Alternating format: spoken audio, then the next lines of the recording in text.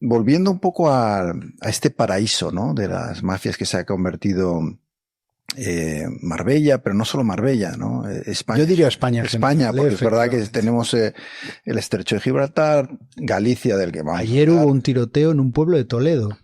Mataron a un narco, un geo herido. Tiroteo de película en un pueblo de Toledo. Claro, es lo que tú estás diciendo de que se están instalando, pero también se están expandiendo en España, porque si encuentran que la justicia es lenta, puedes incluso tener la suerte de que por un error burocrático te dejen libre.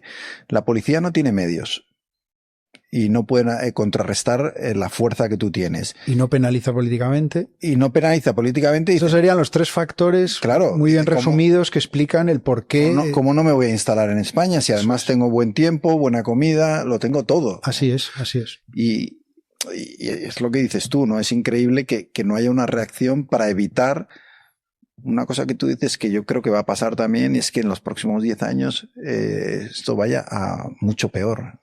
Sí, porque además, fíjate, la mayoría de estos grupos criminales se dedican a una cosa tan sencilla como es la droga, y la demanda de droga no ha bajado precisamente. Estamos hablando de que el consumo sobre todo de cocaína, que es el producto más rentable, no ha dejado de crecer. El negocio de la cocaína es probablemente el negocio más rentable del mundo. Es una plantación y después de un proceso de tratamiento se vende a un precio que, por cierto, no fluctúa, se mantiene, es como el patrón oro, el patrón cocaína, se mantiene fijo.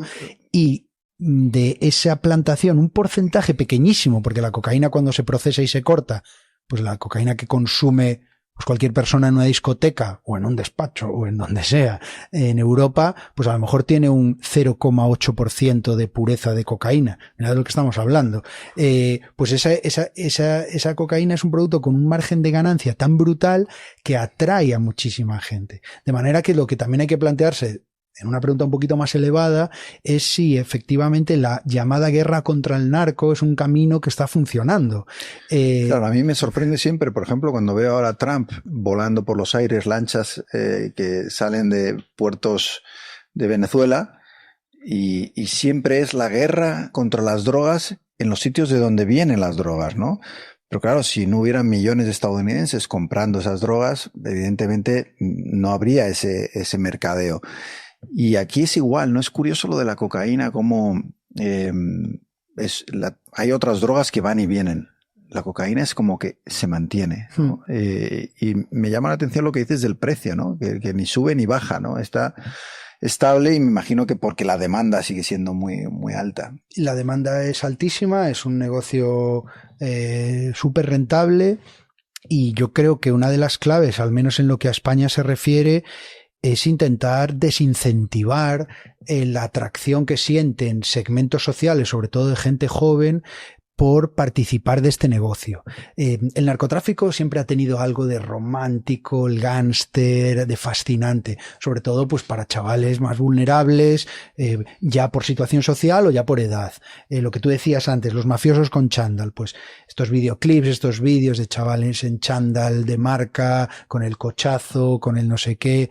Bueno, eso evidentemente es una farsa y es un anzuelo, porque la realidad es mucho más precaria. Son chavales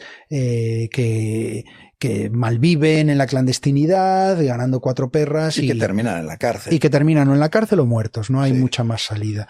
Entonces, yo creo que hay que desincentivar esa atracción. Lo que tenemos que intentar es que, igual que pasó en Galicia hace años, pues hay zonas en las que la salida más fácil y más rentable para un chaval joven, pues es empezar de recadero o de punto de vigilancia, y esto lo estamos viendo en el campo de Gibraltar. Es muy difícil competir. No podemos permitirnos tener una de las zonas con mayor tasa de desempleo juvenil de Europa. No podemos tener una zona con un tejido industrial y comercial impropio de un Estado europeo, porque entonces estamos matando esa zona. Claro, no les da salida. Las bandas, aquí hay otro motivo, supongo, de que España sea un paraíso para ellas. La facilidad para captar a estos chavales que están en el paro, que no tienen un futuro, que viven con sueldos precarios, y de repente te llega una banda de estas mafiosas y te dice, oye, pues es que vas a ganar, fíjate que, mucho más. Por hacer una división o un esquema muy sencillito, yo te diría que los propietarios, los que compran y venden la droga, son las organizaciones extranjeras, ¿sabes? Casi siempre colombianos y latinoamericanos propietarios de la cocaína, marroquíes si hablamos de hachís, y los compradores suelen ser pues mafias de los Balcanes, grupos organizados franceses, mafias italianas, por supuesto, grupos británicos e irlandeses, la mocromafia en el norte de Europa. Esos son los compradores. Y por en medio hay una estructura de logística y transporte, que casi siempre recae en clanes y bandas españolas, ya sean gallegos, ya sean andaluces, sobre todo, que no solo, pero sobre todo por unos muchos años de tradición que viene del contrabando. Entonces, en esa división entre los propietarios, que suelen ser extranjeros, y quienes dan la logística, que son españoles, pues está todo ese mundo de atracción para la gente joven, o bien atraídos por estas bandas europeas que mueven mucho dinero, o bien atraídos por el dinero fácil y rápido de pertenecer a un clan, de tu pueblo, de tu barrio, de tus amigos. Empiezas como punto, luego eres recadero, luego piloto, y la verdad, con unos salarios que son imposibles de igualar en el mercado, vamos a decir, convencional de estas zonas, y sobre todo con un marketing, con una fascinación, que también es muy difícil de combatir. Y yo creo que ahí deberíamos combatirlo también desde todos los sitios, poniendo en su sitio al narcotráfico, diciendo, de aquí no se sale bien. ¿Te preocupa que series como Marbella o Fariña romanticen un poco el perfil de esos mafiosos? Sí que me preocupa, claro que me preocupa, y es una crítica legítima que tiene tanto Fariña como Marbella. Yo creo que como todas las series y películas al final que retratan esto. Pablo Escobar y Narcos se hablaba mucho, ¿no? Hablábamos de Mobland, por ejemplo, ¿no? Tierra de mafiosos, al final es casi una comedia. Pero casi te dan ganas de ser el protagonista, ¿no? Yo siempre digo que la ficción pues es un producto que es eso, de ficción, en la cual tienes que atraer espectadores, los personajes tienen que ser atractivos, te tiene que apetecer estar con ellos, seguirlos, entonces no puedes crear... dicho esto, pues yo creo que sí que hay una cierta responsabilidad de que si tú basas una serie en la verdad o se alimenta de eso, las cosas tienen que acabar en su sitio, ¿no? Aún así, yo creo que España todavía tiene ese debate que en otras zonas está muy superado de lo que es un producto de ficción y de lo que es un trabajo periodístico, ¿no? Pues un trabajo periodístico no puede romantizar, tienes que... No, y de hecho, aquellos que quieran ver una Marbella dura reflejada en tu reportaje, la realidad, la pueden encontrar, igual con Fariña, con tu libro. Y luego está la serie, que es ficción, ¿no? Serie es como una puerta de entrada, pues más o menos espectacular, con show, pero es una puerta de entrada para un hecho, para una realidad, que a partir de ahí está el periodismo para decirte, sí, mira, esto está así retratado y esta es la realidad que hay detrás. En Marbella, con estos decenas de mafias de diferentes países, ¿no? Esa ONU del crimen organizado, ¿hay alianzas entre ellos o estamos ante cada vez más riesgo de que haya enfrentamientos por controlar los negocios que se mueven allí? Bueno, yo lo que te cuento es todo lo que me cuenta la policía, etcétera, porque yo no sé. Digamos que ambas cosas suceden. Digamos que hoy el tráfico de droga es un proceso tan complejo que apenas hay organizaciones que puedan controlarlo de principio a fin. Claro. Hay muy pocas organizaciones que puedan controlar en origen, ya desde Latinoamérica, pues en la plantación y el proceso, el traslado a Europa, meterlo en tierra en Europa, que es tal vez la parte más difícil, y luego la distribución dentro de Europa. Eso es todo un proceso complejísimo que requiere de distintas organizaciones. Esto es casi como un hub empresarial, ¿no? Entonces, yo lo planto, yo lo proceso, pues yo me encargo de sacarlo, vale, yo te lo meto en tierra, vale, yo te lo almaceno, otra organización escolta la mercancía, otra la vende y otro la distribuye y otro te lo lleva a Francia y otro... Entonces, claro, estamos hablando de colaboraciones entre 3, 4, hasta 5 organizaciones, pero claro, ¿qué pasa cuando una colaboración no sale bien? Yeah. ¿Qué pasa cuando se pierde un cargamento? Aparece la policía. Pues en una colaboración empresarial a lo mejor acabas en los juzgados. Aquí acabas a tiros. Y es cuando aparecen esas discrepancias de las que hablabas. Entonces, sí, hay colaboraciones, pero cuando se tuercen las cosas, pues entonces salen las noticias, pues un tiroteo, un coche quemado, aparece un cadáver, siempre detrás hubo ahí un error logístico, vamos a llamarle. Sí. O a veces alguien que se llevó lo que no le correspondía, ¿no? Y eso se paga caro, ahí, ¿no? a la orden del día, engaños de todo tipo, porque claro, tú te plantas, imagínate, mañana en la Costa del Sol o donde tú quieras, oye, que me interesaría invertir en meter o en traer unos kilos y claro, tú no sabes, tú tienes que saber bien con quién estás contactando.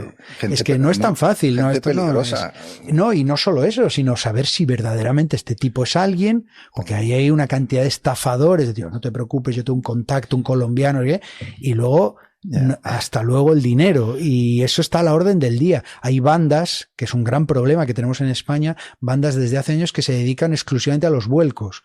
Los vuelcos es robar mercancía de otras bandas. Bandas que se dedican a robar la droga cuando ya está almacenada. Estos están jugando con fuego. Sí, pero a la vez son bandas muy peligrosas, que le roban a otras organizaciones que según qué organización sea, dice...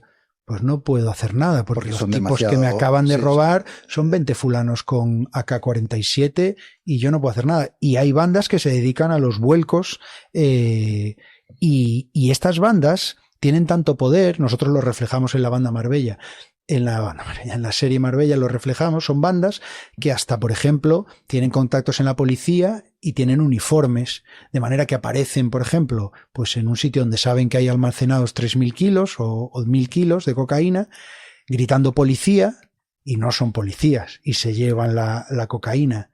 También por eso muchas veces la policía grita policía y les empiezan a disparar porque no se lo creen que son policías. Y todo eso tiene que ver con filtraciones, compro a uno de la otra organización, o mando mercancía falsa y la verdadera la meto por otro sitio. Es un mundo hiper complejo de engaños. Te diría que los narcotraficantes que yo he conocido es la gente con la inteligencia emocional más desarrollada que yo me he encontrado. Sí, eso es muy curioso. Porque la necesitan.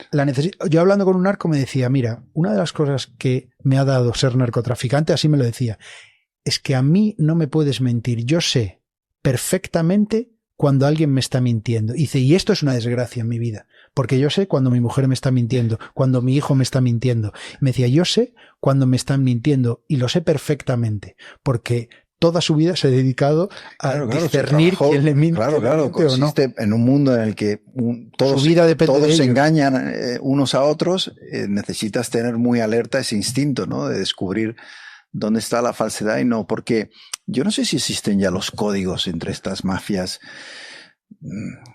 de películas como El Padrino y demás, ¿no? Incluso en Japón, la única cobertura mafiosa que yo, ¿no? He hecho reportajes de mafia japonesa y ahí sí que se mantienen mucho ciertos códigos y se paga, ¿no? La traición, ya sabes, ¿no? La amputación de los dedos y demás. Pero, claro, este retrato que tú haces de estas mafias no tiene pinta de que haya mucho código ni entre ellos, ni quizá siquiera dentro de las propias organizaciones, o sí necesitan todavía para sobrevivir ciertas reglas y códigos de honor. Es complejo responder esto porque, claro, la mafia como algo totémico no existe. Estamos hablando de centenares de bandas de distintas partes del mundo, cada uno de su padre y de su madre, y hay gente pues más legal, menos legal, más violenta, menos violenta. Hay de todo, pero por regla general y por responder, intentar aterrizar una respuesta, ¿no? Digamos que yo creo que va por niveles. Hay narcotraficantes que son empresarios, que tú los ves y en 1000 años dirías que es un narcotraficante. Bueno, pero porque efectivamente son empresarios, porque a lo mejor tienen otros negocios legítimos. Meten 4, 5 o 3 contenedores al año, pero también a la vez tienen una red de empresas que reinvierten ese dinero y que son muy exitosas, ¿eh? No es que son empresas tapaderas, son empresas perfectamente legales, muy exitosas. O señores que yo he conocido que se dedican en España, y esto no es poco frecuente, a poner en contacto mafiosos que tienen mucho dinero líquido, mucho cash acumulado, y empresas que necesitan liquidez, y les hacen ese puente. En España hay un grave problema con la economía. Hay una intervención enorme del narcodinero en la economía legal de España. Un montón de empresas, directa o indirectamente, y a veces ni siquiera la propia empresa sabe el origen último de ese dinero, reciben inyecciones de dinero que en última instancia proviene del narcotráfico. El narcotráfico tiene un peso en la economía tremenda. Entonces, estamos hablando de empresarios al final. Estamos hablando de gente pues con ciertos códigos, con educación, con inteligencia para las finanzas, pero fíjate de qué estamos hablando. Estamos hablando de un problema de intervención de la economía. España tiene un problema de narcoeconomía y no hace falta irse tan lejos. En Madrid están abiertas de par en par las puertas a inversión de capital extranjero que en medida enorme está viniendo de México últimamente. Sí, que se compran propiedades, se invierten en la economía mexicana en un porcentaje muy alto.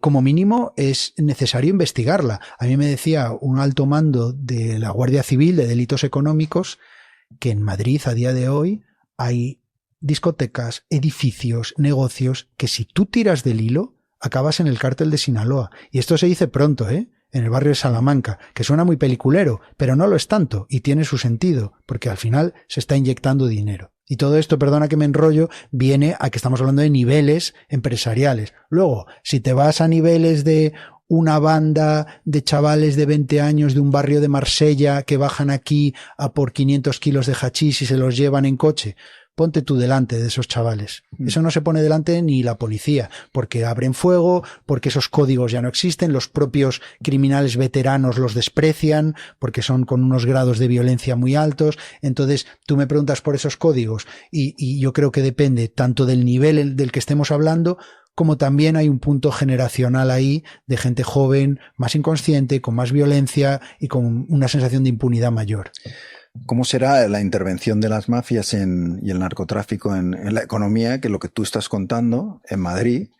Es decir, la subida de los precios en algunos barrios de Madrid probablemente indirectamente tiene que ver con un dinero que viene del narcotráfico. Seguro. El narcotráfico es un factor a tener en cuenta en todas las variables económicas que hay en España. Y yo tengo ese convencimiento, a lo mejor suena un poco exagerado, pero yo creo que es una variable que hay que tener en cuenta, porque el narcotráfico es uno de los negocios más importantes que existe, aunque esté en B. Por tanto, la injerencia en la economía es inevitable a todos los niveles. Y hay un montón de empresas perfectamente legales que en un momento dado se apoyan de un dinero que tiene un origen ilegítimo y que a lo mejor viene de un contenedor de cocaína. ¿A ti te sorprendería que pasaran cosas aquí que hemos visto en Latinoamérica y que en la política hubiera también una influencia de ese dinero? ¿O no hemos llegado a ese punto? No me consta que en la política haya estas injerencias y yo creo que los políticos saben que no les compensa no les compensa el riesgo porque tienen otros canales. Y yo creo que la línea entre la política y la criminalidad está trazada. Lo que pasa es que de la misma manera que un dinero ilegítimo o ilícito puede acabar en una empresa legal, ¿por qué no va a acabar en un ayuntamiento, en una administración? Financiando un partido. Eso ya ha ocurrido. Lo hemos visto en Alicante con organizaciones mafiosas rusas, lo hemos visto en Andalucía, por supuestísimo en Galicia, lo hemos visto. Es decir, el narco sí tiene injerencia en administraciones y sí tiene sus tentáculos metidos. Ahora, digamos, narcotraficantes o capos mafiosos aquí en España sosteniendo candidatos, lo que entendemos en Italia como una injerencia en un ayuntamiento controlado por una mafia. A mí no me consta que estemos a ese nivel. No digo nada más porque yo ya me creo todo. Sí.